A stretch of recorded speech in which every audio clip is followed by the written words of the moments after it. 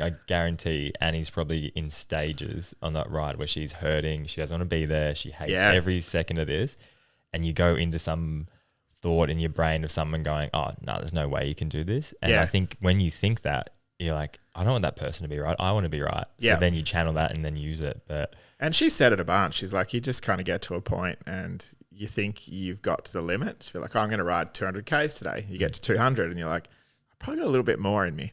And you go a little bit more and you're like, well, it's not dark yet. I'll just keep going. So it's that thing where you kind of set these limits on yourself and then just stop. Or do you set the limit and then just try and push past it every time? I think she's a good example of that. Absolutely. I think that's a great lesson, how I came up here once and I wanted to run a marathon. I've never run more than 10 Ks before. I was like, I'm going to run a marathon. And I talked to my friends and they're like, you got to train, blah, blah, blah. I need months, blah, blah, blah. Like kind of, and got in my own head. Anyway, I got up to Queensland. I was like, when I get to Queensland, I'm going to run a marathon. No reason, no race, no nothing. And I started running it. And like you say, you just go, I'll just get to 10 Ks. And you get to 10, you're like, oh, I'm still okay. Get to 20 Ks. And I'm like, what's the worst that can happen? I walk for a bit. Yeah, exactly. I walk the last however many Ks. And I think that's like what you're saying is like set goals. And if you get to them, it gets hard. Just keep walking and like walk through that hard patch. And then, okay, I can run again and then start running again. But don't just stop and get off the ride. Like don't just stop and go, oh, okay, I'm done. Because you don't know how much further you can go. No, and look, that's life too, right? Like I think I've fallen into that trap quite a few times. You think, so people will say to you, oh, you've made it. Like firstly, they have no fucking idea what's going on. But secondly, like I used to think, oh, if I do this, I've made it. Or I've done this, I made it. I mean, that was like a 20-year-old mindset, I suppose, where you're kind of like, oh, if I just get to this point, if I get that car, or if I get this thing or that house, or that's made it. But then you realize like there is no fucking made it. Like no one's made it. They're making it. Like, and you don't want to make it. No, exactly. Like what are you going to do if you make it? Like just done. Sit back. Yeah. You're like, okay, I've made it. High point of my life. I'm just going to sit in this for how long? Yeah. And that's the same sort of argument around that kind of working and retirement kind of thing. It's like, I don't want to retire. Like I never want to retire. I want to work differently as I get older for sure, but I don't want to fucking retire. I've got I read this last night.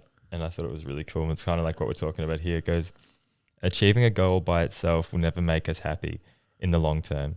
It's who we become as we overcome the obstacles necessary to achieve those goals that can give you the deepest and most long-lasting sense of fulfillment. Yeah, it's not the goal. It's even even like transform into why you're trying to achieve the goal. But you forget. I mean, even recently when we had that World Cup, I'd kind of put everything into this World Cup, like up on the hill with the guys, doing all my other day jobs, but just trying to get everything dialed. Get to the end of the World Cup, you just hit this fucking hollow. You're like, oh man, I'm so tired. But I kind of hit the goal, and all I was focused on was the goal of like nailing this World Cup event. Now what the fuck are we going to do? Like you almost hit a bit of a low point in your life. You're like, everything's amazing. We just knocked this thing out of the park, but I need something else to focus on. Like there's no end point. Like it's just the next thing and the next thing and the next thing. Yeah.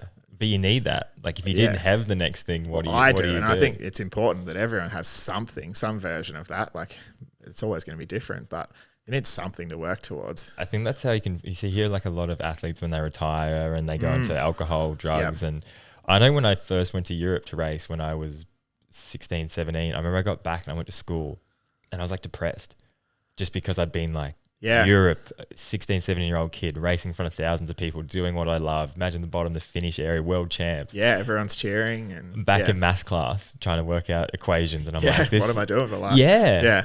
But that was a massive like, okay, I've achieved this goal. And that's where it's so hard. I think you see, and someone like Nathan Rennie's been pretty public about it. Like a lot of those athletes have massive battles